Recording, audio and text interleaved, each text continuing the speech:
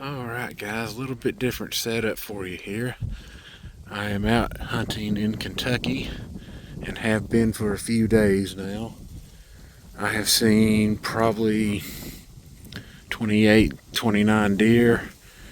Uh, Not the size bucks I'm looking for yet, but the landowner has asked us to start shooting does because he sees too many does. So we have shot a few deer and trying to help him out. I do have some small amount of camera footage of bucks chasing does, so it's kind of a short clip or two that I'll add in here, barring that I get the chance to add more. My biggest issue is I don't have a camera clip that will fit around this stand or one of those swinging arms in a tree that I can film all the time. And my biggest problem is those deer come out right there. I've had countless deer within 10 yards of me, oops, sorry about the finger, and or down in the stand ladder down here. I've had about 7 different bucks literally cross under that ladder, and I let them all go. So we're going to try to open again on does this evening. I'll try to get you some pictures or footage or something of that if I can. I was out here in the pouring rain yesterday taking care of the one I'd already shot and got soaking wet, so I don't have any footage. And I'll just maybe post a picture or something in the community. I don't know yet. But this is a great way to get all kinds of different perspectives of what's different places offer. And my mind's going 1,000 thoughts a minute here on how I could improve this place.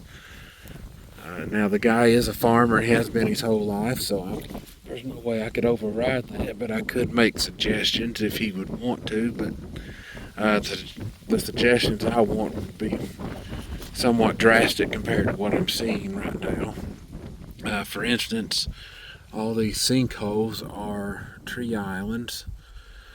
I would remove every tree in here that is not an oak tree, and I would remove all the brush, clean it out, start completely over, replant it in chestnuts and oaks, and add thornless blackberry briars all underneath that, and that would provide some fantastic food. I would allow this field to grow up like I do at my place. When they first hunted this, they told me all the time about how they saw 50, 60 deer a day, and the fields would be covered in deer all day long because the field had cover. Well, now he's put his cows in here, and he's been doing that for the past 5 years, and now it's a barren place. And I've watched all kinds of deer activity, and the behavior I see is these deer don't like to cross this field unless they're forced to, or they try to make like a shortcut from here to here. If this grass was tall, they would be out here all day long, and you could literally cherry pick what deer you want. But I've watched them. They'll either stay in the fence line and follow that fence line, and they'll jump back and forth between the property, or when they come out, every now and then I'll see them picking way back in there, but they will hop island to island and get to where they want to go. And then others will bed down in these islands. As a matter of fact, there's 3 does still bedded down in here, and they've been in there since 11 o'clock. The other island over here, a really nice buck had been spotted in there. When the landowner tells you it's big, it's big.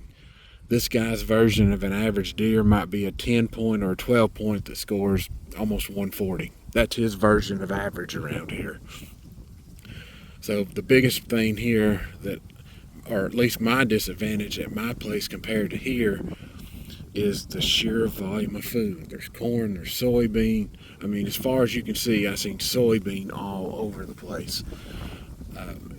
Back at my place, We don't have that luxury. We don't have massive amounts of food. We also have poor soil. And yes, his soil here is better than mine, but me being me, I spot all kinds of deficiencies in his soil as well. I notice he has a boron shortage. He also has a little bit of a potassium problem in some of his places, but most of the potassium here is pretty good. His soil is getting acidic, at least a little bit on the acidity side. So there's things here I could do to improve the place, but it's not going to happen. The guy's a lifelong farmer, and I totally understand that. And we're just going to try to tag out on some more does here to help him out.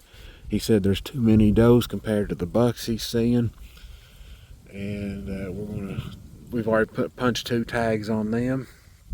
And this evening here at any time, if any does step out, as long as they don't show signs of being chased, I will bust 1 or 2 more.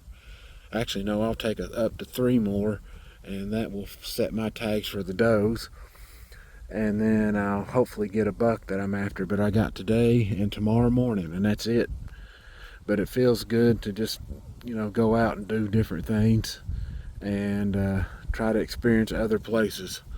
All right, guys, I know this is probably not that much of an educational video, but still, I really try to enjoy this because I know my dad should have been on these hunts, and I get to experience what he got to when he hunted here for a long time. You all have a great day. All right, guys, punched another tag, trying to help this guy's doe problem. This is a really healthy doe. Really big head, big old neck. This is about the average size doe I've been finding up here. It's the exit.